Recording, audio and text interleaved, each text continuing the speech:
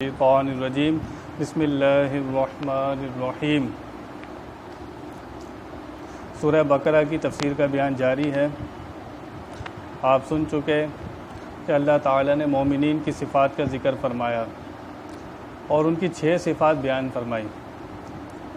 اگر یہ مومنوں میں مسلمانوں میں 6 صفات ہوں تو وہ لوگ ہدایت پر ہیں اور کامیاب ہونے والے ہیں۔ اللہ تعالیٰ نے ارشاد فرمایا کہ وہ اس قرآن پاک میں شک نہیں کرتے۔ پھر فرمایا کہ وہ تقوی اختیار کرتے ہیں، گناہوں سے ڈرتے ہیں اور گناہوں سے بچتے ہیں، وہ اللہ کا خوف رکھتے ہیں۔ پھر فرمایا نماز قائم رکھتے ہیں وہ لوگ اور اللہ کو بن دیکھے مانتے ہیں، اور جو ہم نے ان کو دیا اس میں سے ہماری راہ میں خرچ کرتے ہیں۔ پھر فرمایا تمام آسمانی کتابوں پر ایمان رکھتے ہیں، تمام رسولوں کو مانتے ہیں، تمام نبیوں کو مانتے ہیں، آخرت پر یقین رکھتے ہیں۔ پھر فرمایا اللہ تعالیٰ نے یہی لوگ ہدایت پر ہیں اور یہی لوگ فلاح پانے والے ہیں۔ اب مومنین کا ذکر فرمانے کے بعد اللہ تعالیٰ اپنے دشمنوں کا، کافروں کا ذکر فرما رہا ہے۔ پہلے ایمان والوں کا ذکر ہو گیا، اب فرمایا مردودوں کا ذکر ہے۔ یہ وہ لوگ ہیں جو اسلام کا انکار کرتے ہیں۔ تو اللہ تعالیٰ ارشاد فرماتا ہے ان الذین کفروا سواء علیہم اانذرتہم ام لم تنذرہم لا یؤمنون۔ بے شک وہ جن کی قسمت میں کفر ہے انہیں برابر ہے، چاہے آپ ڈراؤ یا نہ ڈراؤ، وہ ایمان لانے والے نہیں ہیں۔ پچھلی آیت میں اللہ تعالیٰ نے مومنین کا ذکر فرمایا، اب مردودوں کا ذکر ہو رہا ہے اور کافروں کا ذکر فرمایا اللہ تعالیٰ نے۔ یہ 6 صفات جنت میں لے جانے والی تھیں جو مسلمانوں کی تھیں، اور اب کافروں کی صفات بیان ہو رہی ہیں۔ ایک ماہر طبیب جو ہوتا ہے وہ اپنے مریض کو علاج بھی بتاتا ہے اور پرہیز بھی بتاتا ہے۔ اللہ تعالیٰ نے علاج بتایا پہلے کہ ایمان لے آؤ، اللہ کو مانو، اس کے رسول کو مانو۔ اب اللہ تعالیٰ پرہیز بتا رہا ہے۔ اب پرہیز بتایا جا رہا ہے کہ کفر اختیار نہیں کرنا اور اسلام کو ماننا ہے اور کفر اختیار نہیں کرنا۔ کوئی خاص واقعہ پیش آتا ہے جس کے مطابق کوئی معاملہ ایسا پیش آتا ہے، پھر اللہ تعالیٰ قرآن پاک میں آیت اتارتا ہے اس معاملے کا، اس کو شان نزول کہتے ہیں۔ یہ آیت کریمہ کا شان نزول ابو جہل، ابو لہب، ان کفار کے حق میں نازل ہوئی جو علم الہی میں ایمان سے محروم تھے۔ حضور صلی اللہ تعالی وسلم ان کے ایمان نہ لانے سے غمگین ہوئے تھے۔ تب یہ آیت اتری، رب نے اپنے محبوب کو تسلی دی کہ نہ آپ کی تبلیغ میں کوتاہی ہے، نہ ہمارے کلام میں کوئی کمی ہے۔ ان کی قسمت میں ایمان نہیں ہے، ان کے نصیب میں ایمان نہیں ہے۔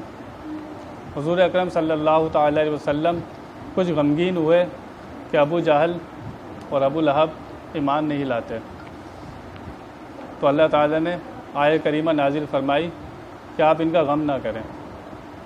کیوں؟ ان کی قسمت میں یہ ازلی بدبخت ہیں، ان کی قسمت میں ایمان نہیں ہے۔ آج کا بیان بہت توجہ طلب ہے، اور غور سے سن لیں تو آپ کو تقدیر کا مسئلہ پتہ لگ جائے گا۔ اگر اس سے سارے کافر مراد نہیں ہیں، اگر آپ سارے کافر مراد نہیں لے سکتے، مراد وہی کافر لیں گے جن کی قسمت میں ایمان نہیں ہے۔ کیوں؟ کچھ کافر تو ایمان لائے تھے، کافی کافر ایمان لائے تھے۔ حضور نے تبلیغ فرمائی تو کتنے کافر مسلمان ہو گئے کلمہ پڑھ کے، تو سارے کافر اس سے مراد نہیں ہے۔ اللہ تعالیٰ نے اس کا ذکر انا سے فرمایا۔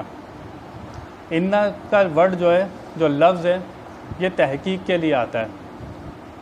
یہ جب بولا جاتا ہے جب کوئی شک شبہ ہو جہاں پر، یا اس مضمون کو کوئی جھٹلائے گا، تو اس لیے انا سے بات شروع فرمائی اللہ تعالیٰ نے، اور انا کا لفظ لگا کر بے شک شک شبہ کو دور کر دیا۔ پھر فرمایا الذین، الذین سے خاص لوگ مراد ہیں ابو جہل، ابو لہب اور ولید بن ابن مغیرہ، یا وہ کفار مراد ہیں جن کو ضد ہر درمی ان کی طرح ہو۔ الذین اس میں اشارہ کہلاتا ہے یہ۔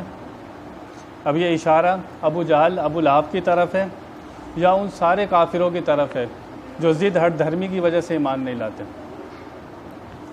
اگرچہ یہ آیت خاص چند لوگوں کے حق میں نازل ہوئی، لیکن قرآن پاک کے یہ الفاظ عام ہوتے ہیں۔ یہ سب کافروں کے اوپر صادر آ رہے ہیں کہ جو لوگ ضد اور ہٹ درمی کی وجہ سے ایمان نہیں لاتے۔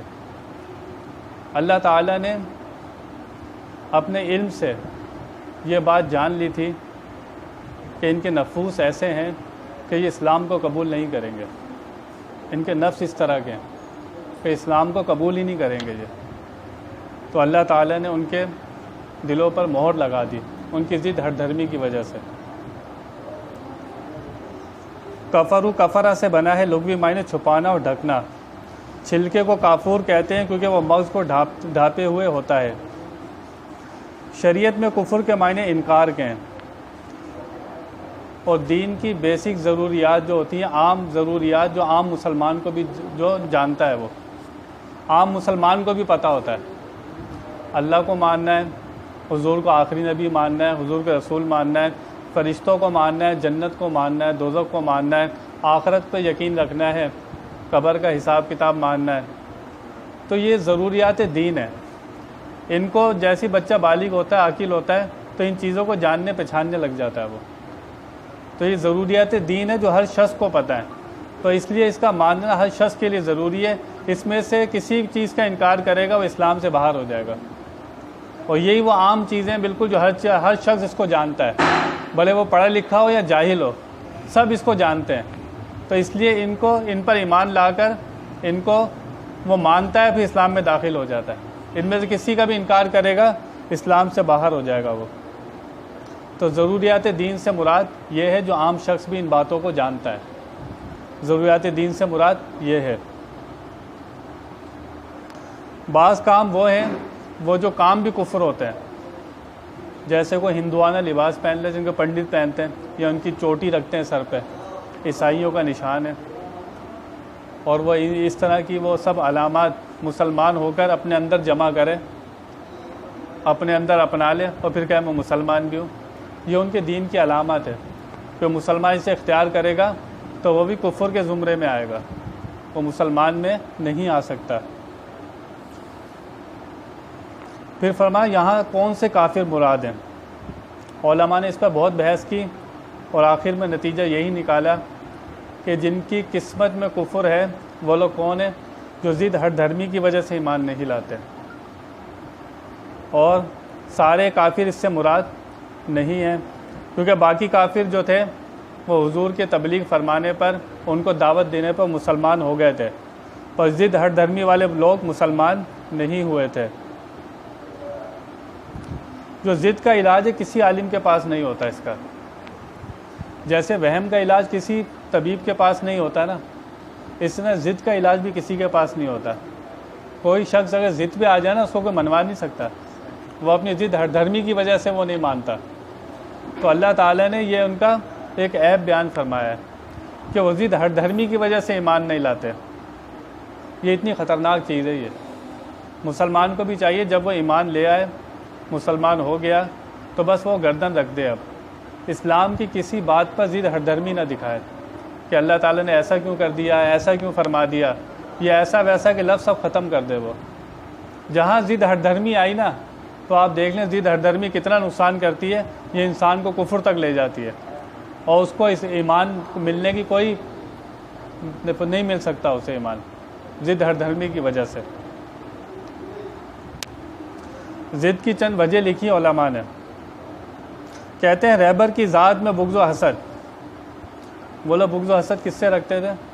کفار نبی سے ہی رکھتے تھے۔ وہ حضور کو ہی کہتے تھے ہم جیسے بشر ہیں، اور انہیں پہ لان تان کرتے تھے۔ یہ جو تبلیغ فرما رہے تھے یہ انہی کی ذات میں عیب نکالتے تھے، اس وجہ سے وہ لوگ ایمان نہیں لا سکے۔ رہبر کی ذات میں نقص نکالتے تھے وہ لوگ۔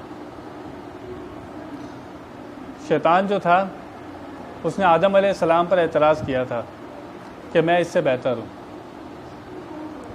تو اس نے حسد کیا، بغض کیا، اپنے آپ کو بہتر کہا، حالانکہ وہ فرشتوں کا استاد تھا، وہ ان کو پڑھایا کرتا تھا، لیکن وہ سب اس کی محنت بیکار ہو گئی۔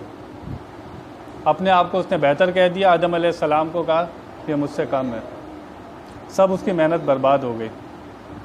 عشق مصطفیٰ دل میں کفر آنے نہیں دیتا، عداوت مصطفیٰ دل میں ایمان آنے نہیں دیتی۔ حضور کی دشمنی، حضور سے بغض رکھنا، حسد رکھنا اور قرآن و حدیث اس لیے پڑھنا کہ حضور کی ذات میں کوئی نقص ڈھونڈ لوں میں۔ کچھ لوگ قرآن و حدیث اس لیے پڑھتے ہیں کہ کوئی عیب نظر آ جائے، حضور کی شان ہم کم کر دیں، ان کی شان اللہ بڑھاتا ہے اور یہ کم کر رہے ہیں اسے۔ وَلَلْآخِرَةُ خَيْرٌ لَكَ مِنَ الْأُولَىٰ، اللہ فرماتا ہے محبوب آپ کی زندگی میں ہر آنے والا لمحہ گزرے سے بہتر ہوگا۔ حضور کی شان ہر لمحے بڑھ رہی ہے، اس کو کون کم کر سکتا ہے؟ اب کوئی قرآن و حدیث پڑھے اسی لیے کہ میں کوئی ایسی بات لے لوں جس سے میرے سارے دوست خوش ہو جائیں، واہ یار تو نے کیا بات نکالی قرآن و حدیث سے، حضور کی شان ہی کم کر دی تو نے، یہ سنی تو ایسے ہی بڑھائے جاتے ہیں۔ تو اس ارادے سے، اس نیت سے جو قرآن و حدیث پڑھے گا وہ اپنا ایمان ضائع کر دے گا۔ حضور کی دشمنی کبھی بھی ایمان جمع نہیں ہو سکتا، حضور کی محبت کا نام تو ایمان ہے۔ اور ایک کفار کا کہتے تھے ہمارے باپ دادا یہی کرتے تھے، بتوں کو پوچھتے تھے، یہ ان کی ہردرمی تھی بہت بڑی، ہمارے باپ دادا یہ کرتے تھے ہم بھی یہی کریں گے، ان کی غلط باتوں کو بھی صحیح بتانا، یہ بھی ان کی ضد ہردرمی میں شامل ہوا جس کی وجہ سے وہ لوگ ایمان نہیں لا سکے۔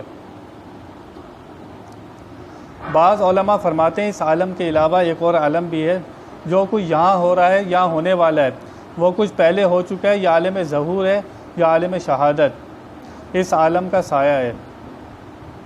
جو کچھ ہم یہاں پہ کر رہے ہیں، جو لوگ مسلمان جن کی روحیں ہیں وہ وہاں بھی مسلمان تھی، عالم ارواح میں ان کی روحیں وہاں بھی مومن تھیں، اور کچھ روحیں وہاں پر کافر تھیں جو یہاں بھی کافر ہیں۔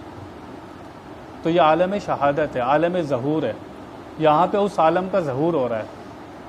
اصل میں مومن مسلمان سب وہیں تھے، جہاں پہ صرف آئیں خالی بس، ان کی روحیں وہیں مسلمان ہو چکی تھیں، کیونکہ اللہ تعالیٰ نے جو قرآن میں کلام کیا تھا روحوں سے کلام کیا تھا، اور تیسرے پارے میں اس کا ذکر ہے کہ جب میرے نبی آئیں پیغام لے کر تو ان کی مدد بھی کرنا، ان پر ایمان بھی لانا۔ اللہ تعالیٰ روحوں سے کلام کیا تھا، روحیں وہاں موجود تھیں وہ، تو یہ عالم شہادت ہے۔ جو اس عالم میں کافر ہو چکے ہیں وہ یہاں بھی کافر ہیں۔ اس کی طرف حدیث شریف اشارہ کرتی ہے جس میں فرمایا گیا تمام روحیں مثل چوٹیوں کے حضرت آدم علیہ السلام کی پشت سے نکالی گئیں، جن میں سے بعض سفید اور بعض کالی تھیں۔ آدم علیہ السلام کی پشت سے اللہ تعالیٰ نے ساری روحیں نکالی، کچھ روحیں ان میں سفید تھیں اور کچھ کالی تھیں۔ سفید روحیں مومن تھیں اور کالی روحیں کافر تھیں۔ تو اللہ تعالیٰ نے دو طرح کی روحیں نکالی آدم علیہ السلام کی پشت سے۔ قرآن میں اللہ تعالیٰ فرماتا ہے قیامت کے دن کچھ چہرے بہت چمکتے ہوں گے، وہ جنتی ہوں گے، قرآن میں ذکر ہے اس کا۔ فرمایا کچھ چہرے ہوں گے جو سیاہ ہوں گے، وہ چمکتے نہیں ہوں گے، سیاہ ہوں گے، وہ دوزخی ہوں گے۔ یہ اللہ تعالیٰ نے معیار بنایا ہے نور کو اور ظلمت کو۔ اسی طرح جو روحیں کالی تھیں وہ اندھیرے میں تھیں، وہ ظلمت میں تھیں، وہ آج بھی کافر ہیں، وہ ایمان نہیں لاتی وہ روحیں، کیونکہ وہاں اندھیرے میں تھی، وہ جو وہاں روشنی میں تھی وہ یہاں بھی روشنی میں ہے۔ قرآن میں آتا ہے 27ویں پارے میں، قیامت میں جب مومن چلے گا نا تو اس کے ساتھ اس کا نور بھی چلے گا۔ ایک تو مومن چلے گا، قرآن میں اللہ فرماتا ہے اس کا نور بھی اس کے ساتھ ساتھ چلے گا۔ تو یہاں سے روشنی سے مراد، نور سے مراد ایمان ہونے کی نشانی ہے، جنتی ہونے کی نشانی ہے۔ اب جو لوگ حضور کو نور ہی نہیں مانتے، ایسے بھی جو حضور کو نور ہی نہیں مانتے، صاف انکار کرتے ہیں، وہ اللہ کیا فرما رہا ہے جب مومن قیامت میں چلے گا اس کا نور بھی اس کے ساتھ چلے گا۔ تو منافق دیکھ کے کہیں گے یار اپنے نور میں سے کچھ حصہ دے دو، قرآن میں وہ کہیں گے ہمیں کچھ حصہ دے دو کہ ہمارے ساتھ بھی نور چلے، منافق کہیں گے۔ تو مومن بھی خوب جواب دیں گے، جو جواب دیں گے اللہ تعالیٰ نے وہ بھی بتا دیا۔ وہ مومن فرمائیں گے یہاں نور نہیں ملتا، یہ وہاں ملتا تھا، جا کے وہاں سوال کرو کہاں ملتا تھا، دنیا میں ملتا تھا، یہاں نہیں ملتا۔ اور کن کو ملتا تھا؟ اعلیٰ حضرت فرماتے ہیں نا وہ تیری نسل پاک میں ہے بچہ بچہ نور کا۔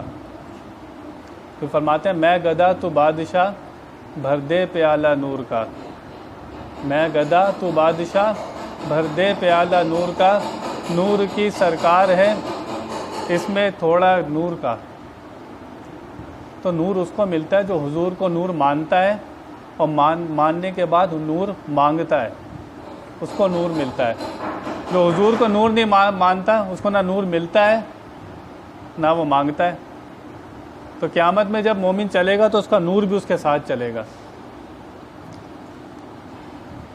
ایک حدیث معراج میں آتا ہے کہ حضور نے آدم علیہ السلام کو اس حال میں دیکھا کہ ان کے دائیں طرف آدم علیہ السلام کے روحیں تھیں اور آدم علیہ السلام کے بائیں طرف بھی روحیں تھیں۔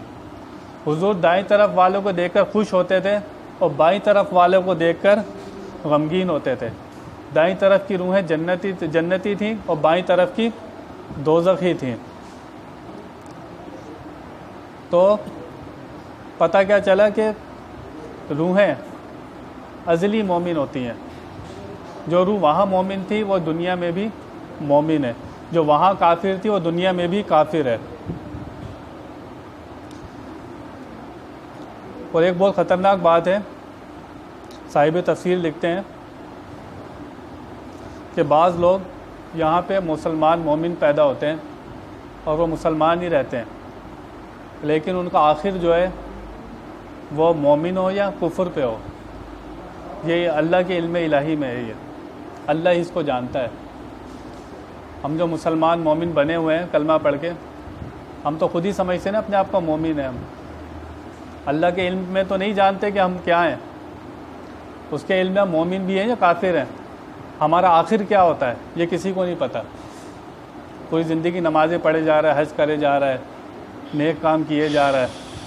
اس لیے صحابہ بہت جو ہے اپنی ایمان کی فکر میں رہتے تھے کہ میرا آخر ٹھیک ہو جائے۔ جس کا آخر ٹھیک ہوگا وہی کامیاب ہوگا، اس سے پہلے جو کچھ بھی کرتا رہا وہ تو بالکل ایک بیچ میں پھنسا ہوا ہے۔ آخر جس کا ٹھیک ہوگا وہ ایمان والا ہوگا۔ بلعم بن بورہ کے بارے میں بتاتے ہیں، اتنا مومن پکا ولی تھا، وہ ابھی دعا مانگ کے ہاتھ نہیں پھیرتا تھا، وہاں سے اس کی دعا قبول ہو جاتی۔ بے ایمان ہو گیا وہ، آخر میں کفر پہ مرا وہ بلعم بن بورہ۔ اس نے کو پتہ ایسا کوئی کام کر دیا تھا جس کی وجہ سے وہ اسلام سے باہر ہو گیا تھا وہ، حالانکہ اتنا مستجاب الدعوات تھا وہ، اتنا وہ اللہ کو ماننے والا تھا، لیکن برباد ہو گیا وہ۔ اسی طرح شیطان کے بارے میں آتا ہے،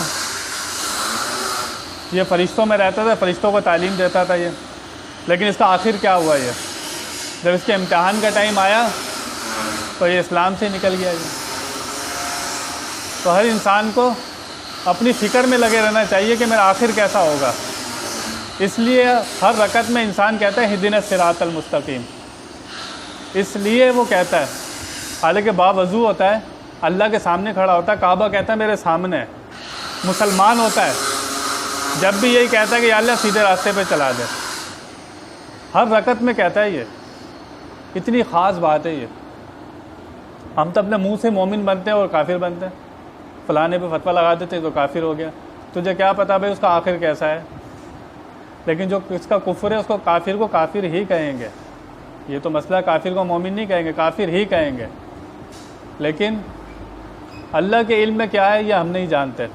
اس لیے ہر انسان کو اپنے ایمان کی فکر کرتے رہنا چاہیے اور اس سے دعا کرتے رہنا چاہیے۔ ہر رکعت میں اس لیے ہم دعا کرتے رہتے ہیں کہ اللہ ہمیں سیدھے راستہ چلا اور ان کا راستہ چلا جن پر تو نے انعام کیا۔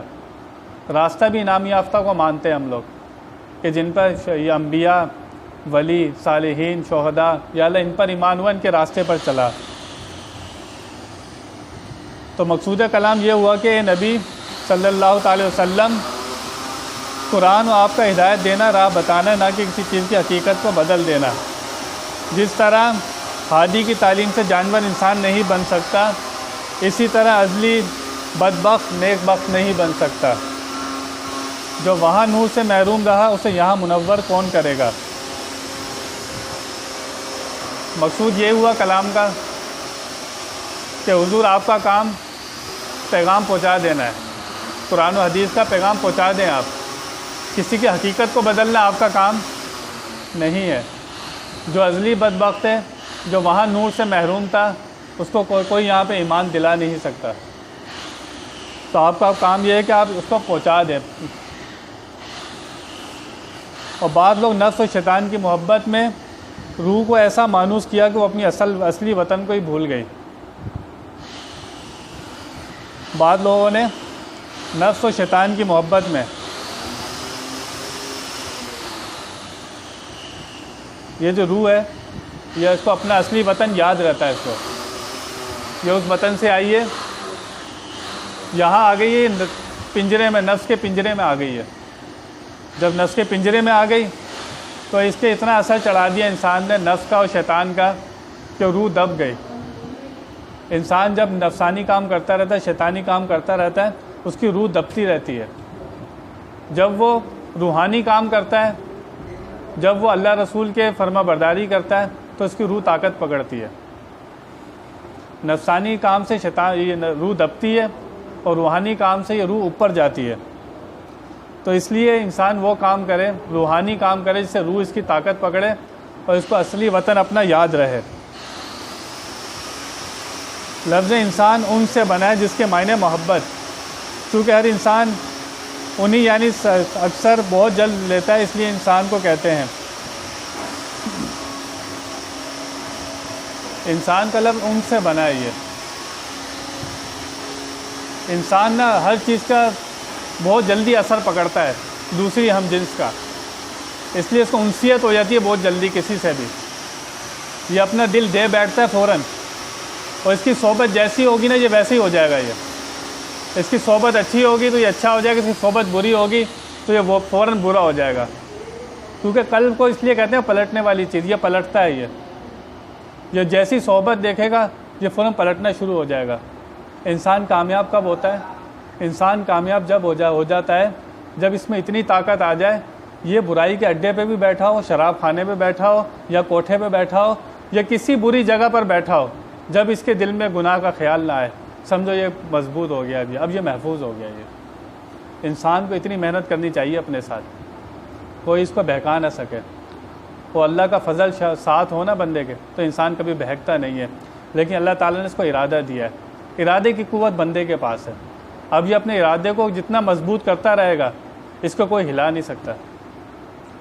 انسان جتنی نیکیاں کرتا ہے, نماز پڑھتا ہے, روزہ رکھتا ہے, اس کا سارا جو ہے وہ نچوڑ ہے وہ یہی ہے کہ انسان مضبوط ہو جائے. مضبوط کس پہ ہو جائے؟ یہ گناہ اس کو کھینچ نہ سکے اپنی طرف بس. اور نماز پڑھنے کا, روزہ رکھنے کا کوئی فائدہ نہیں ہے, صرف یہی فائدہ ہے کہ تمہیں مضبوط ہی ہو جائے. مضبوط کیا ہو جائے؟ تمہیں روح مضبوط ہو جائے. جب روح مضبوط ہو جاتی ہے تو وہ نفس کا شیطان کا اثر قبول نہیں کرتی. وہ جب انسان کی روح نفس کا اور شیطان کا اثر قبول کرنا چھوڑ دے, سمجھو اس نے میدان مار لیا, وہ دنیا میں ترقی کر گیا, اور دنیا میں بھی ترقی کر گیا, وہ ایمان بچا کے لے گیا وہ اپنا, جب اس پہ یہ چیزیں اثر کرنا چھوڑ دیں. ولیوں پہ کیا ہوتا ہے؟ اولیاء جو محنت کرتے ہیں, اتنی محنت وہ اسی لیے محنت کرتے ہیں, وہ جو اتنی ریاضت کرتے ہیں, 24 گھنٹے بیٹھ کے پڑھتے ہیں, جنگلوں میں گزارتے ہیں 40 سال. غوث پاک نے 40 سال جنگلوں میں گزارے, حالانکہ مادر ذات ولی پیدا ہوئے تھے, ماں کے پیٹ سے ولی پیدا ہوئے تھے. ہم لوگ کس قطار شمار میں کھڑے ہوئے؟ ہم تو ماں کے پیٹ سے ولی پیدا نہیں ہوئے, تو ولی پیدا ہوئے تھے. اس کے باوجود 40 سال جنگلوں میں گزارے. کیوں گزارے؟ نفس کو قابو کرنے کے لیے. ولی نے. ہمارے نفس کیسے ہوں گے؟ ہمیں کتنی محنت کی ضرورت ہے, کتنی جلدی ہم لوگ اثر قبول کر لیتے ہیں کسی بھی چیز کا. وہ جب اثر قبول کرنا ہم پہ چھوڑ دیں ہم لوگ, سمجھو ایمانی ترقی ہو رہی ہے, روح آپ کی طاقتور ہو رہی ہے. جو کچھ بیان کیا اللہ تعالیٰ اس کا عمل کرنے کی توفیق عطا فرمائے. وآخر دعوانا